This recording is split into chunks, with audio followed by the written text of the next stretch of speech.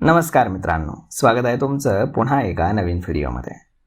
मित्रांनो, इराणमधील युद्धामुळे तेलाच्या किमती वाढत असतानाच इंडोनेशियानं B50 जैव इंधन सुरू करण्याची मोठी घोषणा केली आहे. हे 50% पाम तेलावरती आधारित बायोडिझेल आणि 50% पारंपरिक डिझेल यांचं मिश्रण आहे. या इंधनाची सध्या चाचपणी सुरू असून ते जुलैपर्यंत वापरात येण्याची अपेक्षा आहे. तर मग आता भारत आपल्या पाम तेलाच्या गरजेपैकी जवळजवळ 50% जास्त तेल इंडोनेशियाकडनं आयात करतो. त्यामुळे जर इंडोनेशियामध्ये वापर लक्षणीयरित्या वाढला तर भारताला पुरवठ्याच्या तुटवड्याचा सामना करावा लागू शकतो.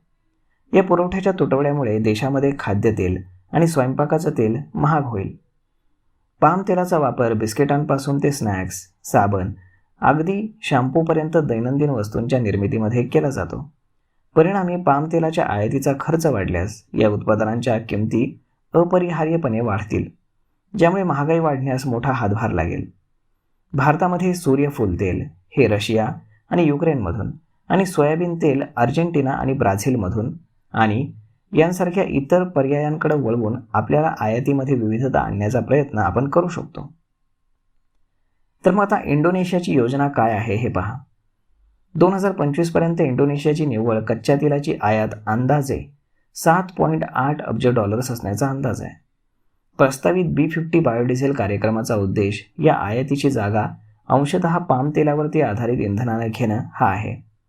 हा धोरणात्मक उपक्रम असून वाढत्या ज्या काही जिओपॉलिटिकल टेन्शन्स आहेत आणि अनसर्टनिटी आहे आणि जागतिक तेल किमतींमध्ये अलीकडच्या वाढीच्या पार्श्वभूमीवरती हा निर्णय घेण्यात आला आहे. तर मग आता हे धोरण इंडोनेशियाच्या व्यापक शाश्वत विमान इंधन आराखड्याशी सुसंगत आहे.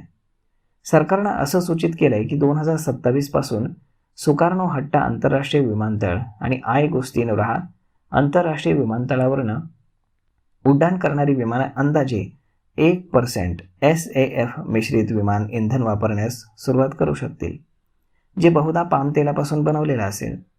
जरी सुरुवातीचं मिश्रण जरी माफक असलं तरी ते इंडोनेशियाच्या जैव इंधन धोरण रस्ते वाहतुकीच्या पलीकडचे विमान वाहतूक क्षेत्रामध्ये विस्तारण्याचा इरादा दर्शवून जात आहे.